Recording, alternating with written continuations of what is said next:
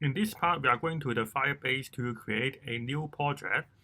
So inside the Firebase, we press the Add Project, and then we press To-Do List, and press Continue. We disable this Google Analytics, and press Create Project, and click Continue. And then we go to the web, and then we type our app name, just any name you want. And then we copy these informations, and then back to our code.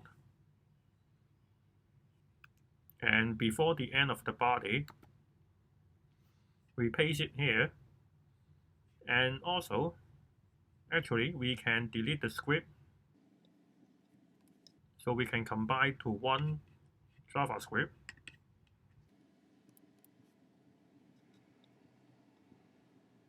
And this one, we will copy and paste to the top.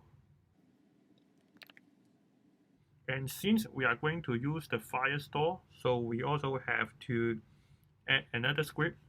So we just duplicate this one and change this to Firestore.